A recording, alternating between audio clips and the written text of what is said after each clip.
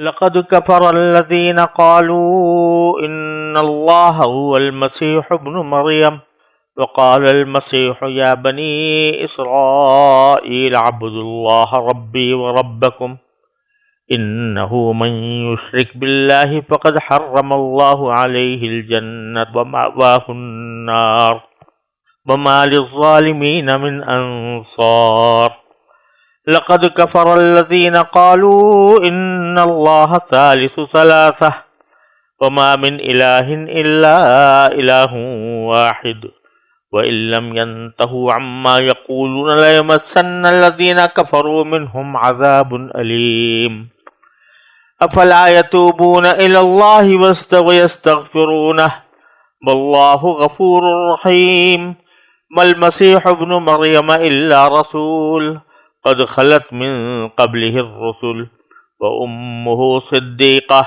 كانا يأكلان الطعام انظر كيف نبين لهم الآيات ثم انظر أنى يؤفكون قل أتعبدون من دون الله ما لا يملك لكم ضرا ولا نفعا والله هو السميع العليم قل يا أهل الكتاب لا تغلوا في دينكم غير الحق ولا تتبعوا أهواء قوم قد ضلوا من قبل وأضلوا كثيرا وضلوا عن سواء السبيل.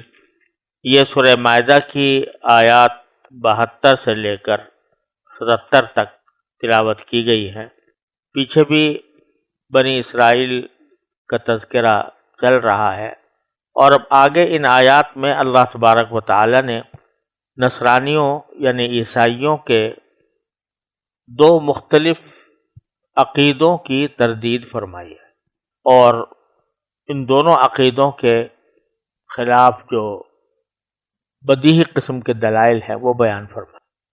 ان آیات کا ترجمہ یہ ہے، وہ لوگ یقیناً کافر ہو چکے ہیں جنہوں نے یہ کہا ہے کہ اللہ مسیح ابن مریم ہی ہے، حالانکہ مسیح نے تو یہ کہا تھا کہ اے بنی اسرائیل اللہ کی عبادت کرو جو میرا بھی پروردگار ہے اور تمہارا بھی پروردگار. یقین جانو کہ جو شخص اللہ کے ساتھ کسی کو شریک ٹھہرائے اللہ نے اس کے لیے جنت حرام کر دی ہے اور اس کا ٹھکانہ جہنم ہے، اور جو لوگ ظلم کرتے ہیں ان کو کسی قسم کے یار و مددگار میسر نہیں آئیں گے. وہ لوگ بھی یقیناً کافر ہو چکے ہیں جنہوں نے یہ کہا ہے کہ اللہ تین میں کا تیسرا ہے، حالانکہ ایک خدا کے سوا کوئی خدا نہیں ہے. اور اگر یہ لوگ اپنی اس بات سے باز نہ آئے تو ان میں سے جن لوگوں نے کفر کا ارتکاب کیا ہے ان کو دردناک عذاب پکڑ کر رہے گا. کیا پھر بھی یہ لوگ معافی کے لیے اللہ کی طرف رجوع نہیں کریں گے اور اس سے مغفرت نہیں مانگیں گے؟ حالانکہ اللہ بہت بخشنے والا بڑا مہربان ہے.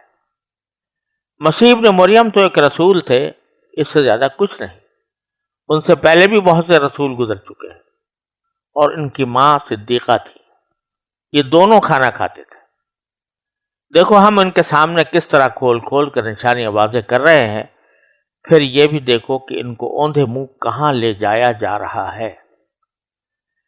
اے پیغمبر ان سے کہو کہ کیا تم اللہ کے سوا ایسی مخلوق کی عبادت کرتے ہو جو تمہیں نہ کوئی نقصان پہنچانے کی طاقت رکھتی ہے اور نہ فائدہ پہنچانے کی، جبکہ اللہ ہر بات کو سننے والا، ہر چیز کو جاننے والا ہے.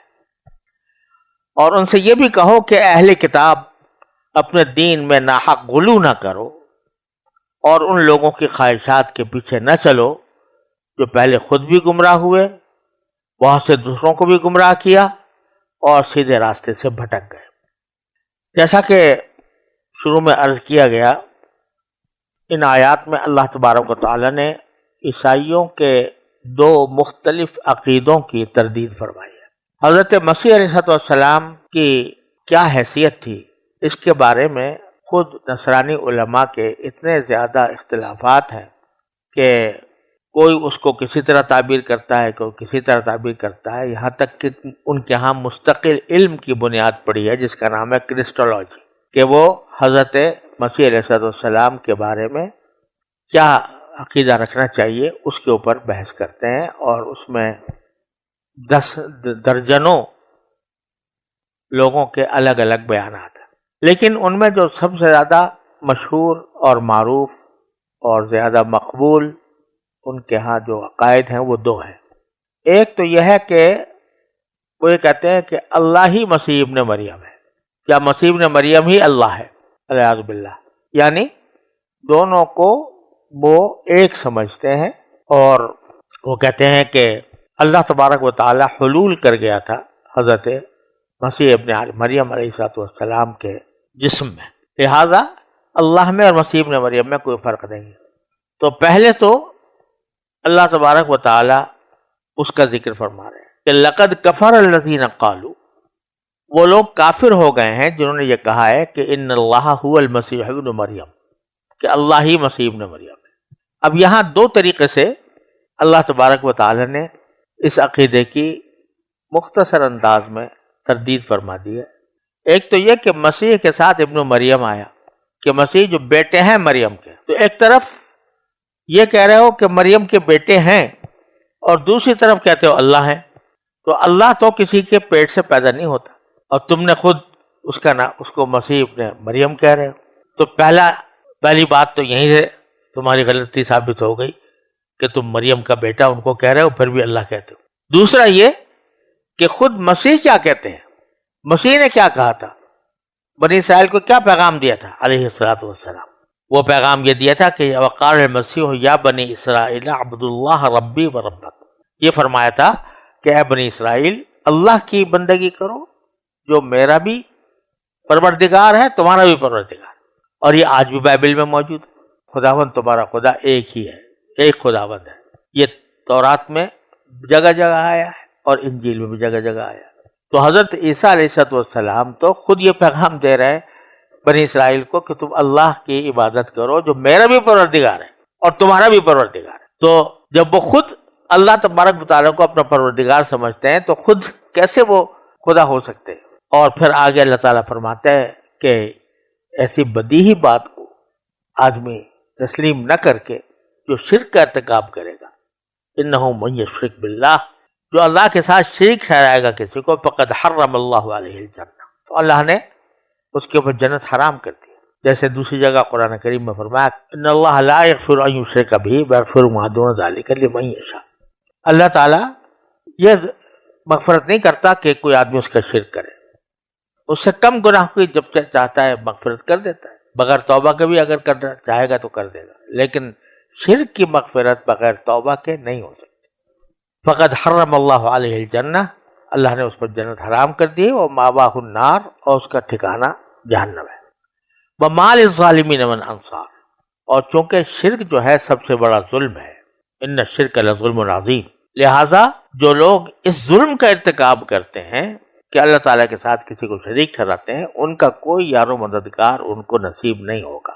پھر آگے دوسرے نظریے کا بیان ہے کہ جو یہ کہتے تھے کہ اللہ تعالیٰ 3 چیزوں کا نام ہے، ایک اللہ تعالیٰ، ایک مسیح ابن مریم، اور ایک روح القدس۔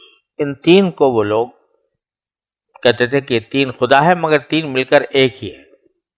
عجیب و غریب قسم کا نظریہ ہے جس کو وہ توحید فی التثلیث سے تعبیر کرتے ہیں، انگریزی میں اس کو ٹرینٹی کہا جاتا ہے، جس کا مطلب یہ ہے کہ اللہ تبارک و تعالیٰ 3 اقانیم پر مشتمل ہے۔ اقانیم اقنوم کی جمع ہے، اور یہ لفظ ایجاد کیا گیا ہے اس کو جز کے معنی سے الگ کرنے کے لیے۔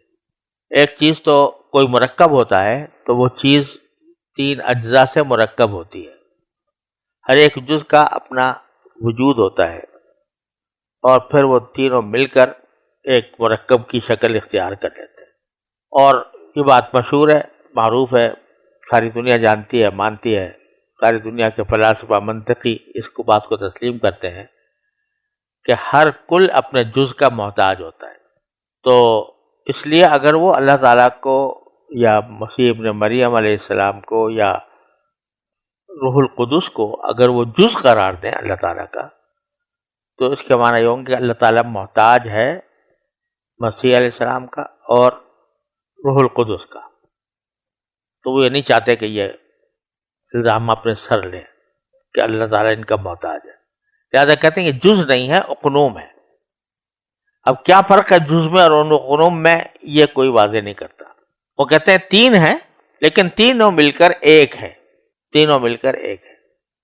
نہ تو یہ کہتے ہیں کہ وہ تین الگ الگ وجود ہیں، نہ یہ کہتے ہیں کہ وہ تین اجزاء ہیں جن سے مل کر مرکب ہو کر خدا بنتا ہے، بلکہ کہتے ہیں تین ہیں اور تین ہونے کے باوجود ایک ہے.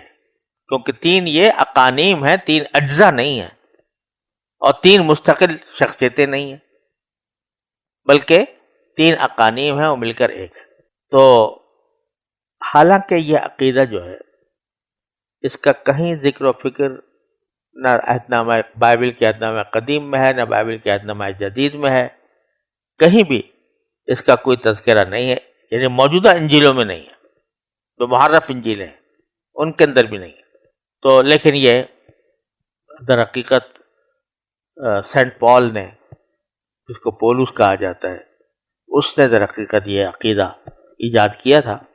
تو وہ لوگ اس کے جب ان سے کہا جاتا ہے کہ اس کو سمجھائیں کہ یہ کیسا معمہ ہے کہ تین ایک ہے اور ایک تین ہے، تو مختلف قسم کی تعبیریں کرتے ہیں.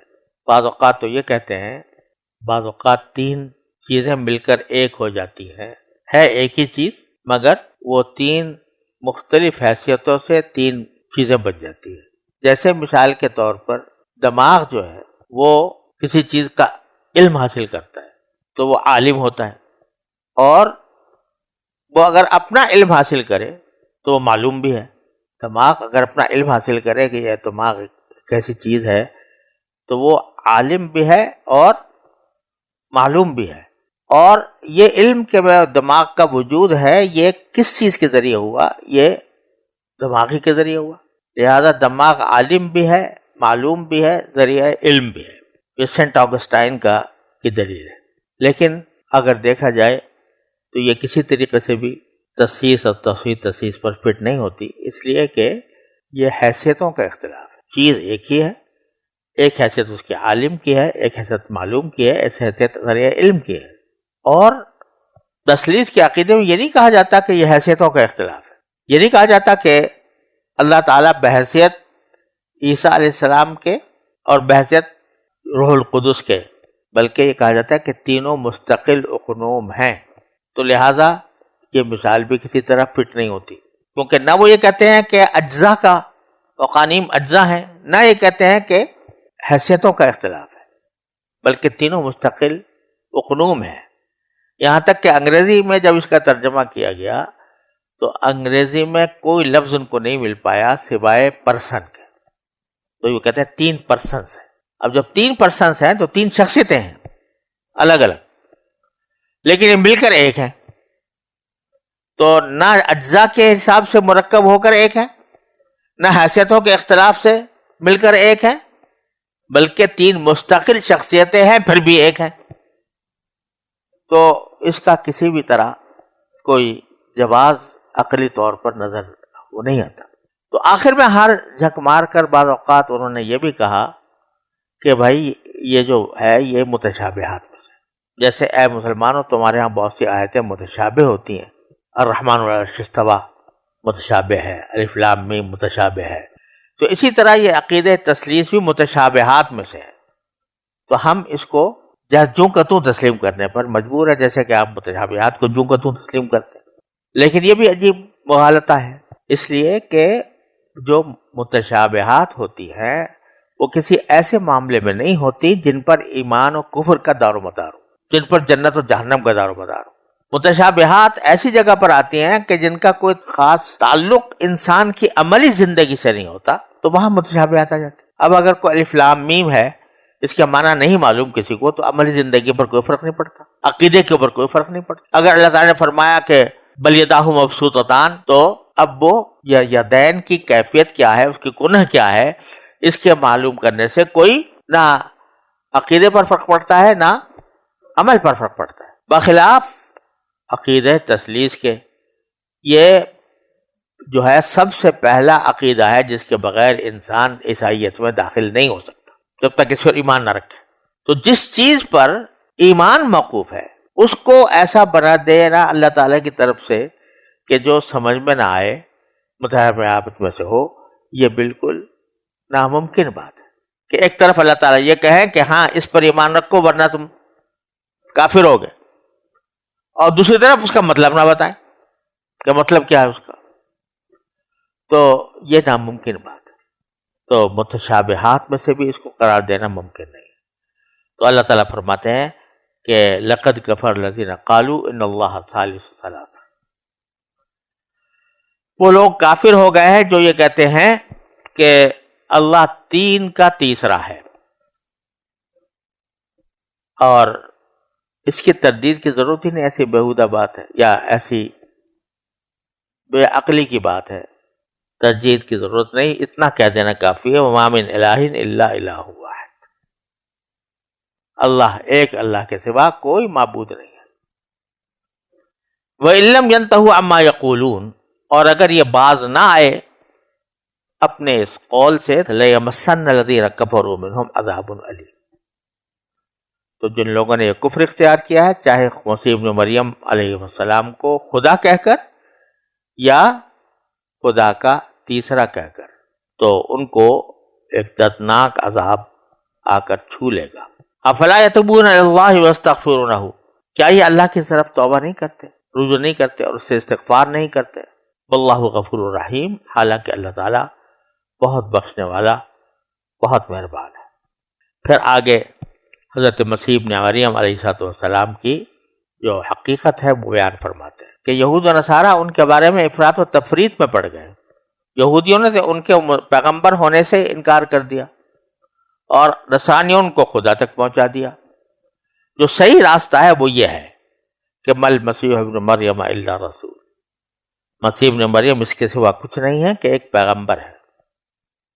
قد خلت من قبلہ الرسل، ان سے پہلے بھی رسول گزر چکے ہیں. یہ بتلانا اشارہ اس طرف کرنا مقصود ہے کہ جتنے بھی انبیاء کرام علیہ السلام آئے ہیں وہ پہلے نہیں تھے، وجود میں آئے، ان کو نبوت عطا ہوئی، انہوں نے اپنا پیغام پہنچایا اور پھر دنیا سے چلے گئے.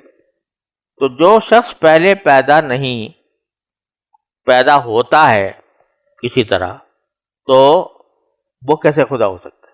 خدا تو وہ ہے جو ہمیشہ سے ہے، ہمیشہ رہے گا. تو یہ کیسے ہو سکتا ہے کہ وہ کوئی ایسی ذات، ایسی شخصیت خدا ہو کہ جو پہلے نہیں تھی؟ تو قد خلت من قبلہ الرسل، ان سے پہلے بھی رسول گزر چکے ہیں. اسی طریقے سے یہ بھی آئے تھے، پہلے نہیں تھے اور پھر وجود میں آئے. وَأُمُّهُ صِدِّيقَةٌ، اور ان کی والدہ صدیقہ تھی، بڑی سچی خاتون تھی. یہاں تقریباً وضاحت کے ساتھ اللہ تبارک و تعالیٰ نے فرما دیا کہ حضرت مریم علیہ السلام یہ نبی نہیں تھی بلکہ صدیقہ تھی. اس میں اختلاف رہا ہے کہ بعض حضرات کہتے ہیں چونکہ ان کے اوپر وحی آئی تھی اس لیے وہ نبیہ تھیں، اور بعض حضرات کہتے ہیں کہ صدیقہ تھیں، یعنی نبوت سے کم درجہ جو ولایت کا اعلیٰ ترین مقام ہوتا ہے وہ ان کو حاصل تھا. تو قرآن کریم نے یہاں پر صدیقہ فرمایا. اس سے بہت سے علماء نے یہ استدلال کیا ہے کہ وہ نبیہ نہیں تھی، کیونکہ اگر نبیہ ہوتی تو پھر صدیقہ کا لفظ استعمال کرنا، نچلے درجے کا لفظ استعمال کرنا اعلیٰ درجے کے بغیر، یہ حکمت کے خلاف ہے. اور جہاں تک ان پر وحی نازل ہونے کا تعلق ہے تو وہ درحقیقت وحی نہیں تھی، الہام تھا، اور الہامات غیر نبی کے اوپر بھی ہو جاتے ہیں. تو اس طرح کے الہامات حضرت موسیٰ علیہ السلام کی والدہ کے اوپر بھی منقول ہیں، اسی طرح یہاں پر بھی الہام ہوا. پھر آگے ایک جملے میں ان کے سارے نظریات کی تردید فرما دی کہ کانا یاکلان الطعام، دونوں کھانا کھایا کرتے تھے. اب یہ ایک جملہ ہے لیکن اس جملے کے اندر پورے ان کے نظریات کی بنیاد ڈھا دی گئی ہے. کیونکہ جب آدمی کھانا کھاتا ہے تو کھانے کا محتاج ہوتا ہے. بھوک لگ رہی ہوتی ہے، اگر کھانا نہ کھائے گا تو مر جائے گا. اور جو کھانے پینے کا محتاج ہے وہ تقریباً دنیا کی ہر چیز کا محتاج ہے. زمین، ہوا، پانی، سورج، یہ سارے کی ساری اللہ تعالیٰ کی مخلوقات انسان کو خوراک مہیا کرنے کے کام پر لگی ہوئی ہے. لہذا جو کھانے کا محتاج ہے اس کو ہوا کی بھی ضرورت ہے، اس کو بادلوں کی بھی ضرورت ہے، اس کو بارش کی بھی ضرورت ہے، اس کو سورج کی بھی ضرورت ہے، اس کو دھوپ کی بھی ضرورت ہے. تو ایک کھانے کی ضرورت ساری قسم کی محتاجیوں پر مشتمل ہے. اور جب یہ چیزیں چاہیے تو کوئی روزگار بھی چاہیے، اس کو کوئی روزی کمانے کا ذریعہ بھی چاہیے.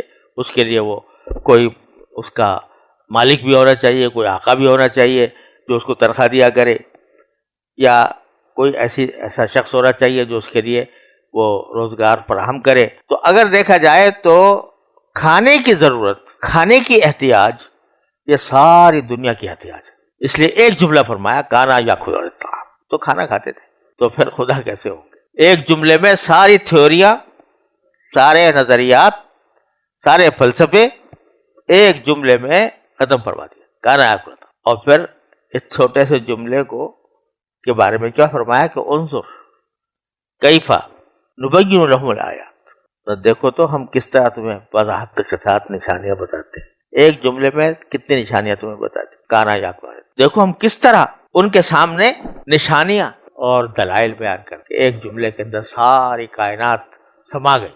ایک طرف ہمارا یہ کمال دیکھ، اور دوسری طرف ثم منظر انا یؤفک، پھر دیکھو کہ کہاں ان کو الٹا پھیرایا جا رہا ہے. اس کا تقاضا یہ تھا کہ وہ سیدھے سیدھے مانتے کہ بھائی خدا تو خدا ہی ہے، لیکن وہ الٹے سب چل رہے. یہاں ایک بات سمجھنے کی یہ ہے کہ یہ جملہ قرآن کریم میں کئی جگہ آیا ہے. انا یؤفک، کافروں کے بارے میں کہا جاتا ہے کہ یہ کہاں الٹے چلے جا رہے ہیں. اصل اگر معنی مفہوم دیکھا جائے تو یہ ہوگا کہ باوجود ہے کہ اتنے دلائل واضح ہو گئے ہیں، اس کے باوجود یہ الٹے کہاں چلے جا رہے ہیں. لیکن صیغہ مجہول کا استعمال کیا، جس کے معنی یہ کہ کوئی ان کو الٹا چلا رہا ہے. کہاں سے کوئی الٹا چلا رہا ہے؟ سیدھی سی بات اگر کہے کہاں یہ الٹے چلے جا رہے ہیں تو ٹھیک مفہوم یہی تھا. لیکن فرمایا یؤفکون، ان کو الٹا چلایا جا رہا ہے. کون چلا رہا ہے؟ یا تو خواہشات نفس چلا رہی ہیں، یا شیطان چلا رہا ہے. ان کے دل میں جو دنیا کی محبت ہے وہ چلا رہی ہے. دنیا کی محبت کی وجہ سے ان کی آنکھوں پر پردے پڑ گئے، اور اس کی وجہ سے ان کو یہ خواہشات الٹا لے کر جا رہی. تو جگہ جگہ جہاں قرآن کریم میں یؤفکون فرمایا مجہول کا صیغہ، تو اس میں اس طرف اشارہ ہے کہ یہ کسی اور کے پیچھے چل رہے ہیں. وہ کیا ہے؟ اور وہ یا شیطان ہے یا نفس ہے، ان کی حب دنیا ہے، وہ ان کو چلا رہے. تو جہاں اللہ تبارک و تعالیٰ اشارے دیتے کہ جو اصل چیز ہے جو انسان کو الٹا چلانے پر آمادہ کرتی ہے وہ اس کی خواہشات نفس ہے. جب تک خواہشات نفس کو اور دنیا کی محبت کو اور دنیا کے فانی لذتوں کو آدمی اپنا رہنما بنائے رہے گا تو الٹا ہی چلتا رہے گا. لہذا واحد راستہ یہ ہے کہ بجائے اس کو رہنما بنانے کے اللہ تبارک و تعالیٰ کی ہدایات کو، جو دلائل اللہ تبارک کو دے رہے ہیں، ان دلائل کو ان کو اپنا رہنما بنائے. پھر فرمایا قل اتعبدون من دون اللہ ما لا یملک لکم ضرا ولا نفعا، کیا تم اللہ کو چھوڑ کر ان لوگوں کی عبادت کرتے ہو جو تمہارے لیے نہ نقصان کی طاقت رکھتے ہیں نہ نفع کی طاقت رکھتے ہیں. اپنی ذات میں کوئی نہ یہ طاقت رکھتا ہے کہ تمہیں نقصان پہنچا دے، نہ اس کی بات کی طاقت رکھتا ہے کہ نفع پہنچا دے. واللہ هو السمیع العلیم، اللہ وہی ہے جو سننے والا اور جاننے والا ہے. یہاں اللہ تبارک و تعالیٰ نے سننے اور جاننے کا ذکر فرمایا. اللہ تعالیٰ خوب سننے والا ہے، خوب جاننے والا ہے. یعنی جو تمہاری باتیں ہیں جو تم ظاہری طور پر کرتے ہو ان کو بھی سنتا ہے، اور جو تمہارے دل میں جو خواہشات ہیں جو تمہیں الٹی لے کے جا رہی ہیں ان کو بھی جانتا ہے.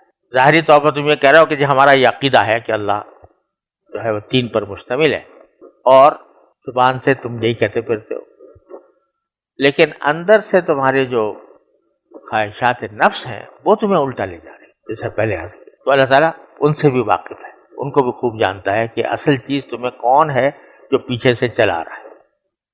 اب رسول کریم صلی اللہ علیہ وسلم سے خطاب ہے کہ قل یا اہل کتاب، آپ کہہ دیں اہل کتاب سے، پھر ان کو نصیحت کرتا ہے ناصحانہ انداز میں کہتے ہیں کہ یا اہل کتاب لا تغلو فی دینکم، اپنے دین میں غلو اختیار نہ کرو۔ غلو کے معنی یہ ہے کہ جتنے مطلوب حد ہے کوئی انسان اسے آگے بڑھ جائے، یہ غلو کہلاتا ہے۔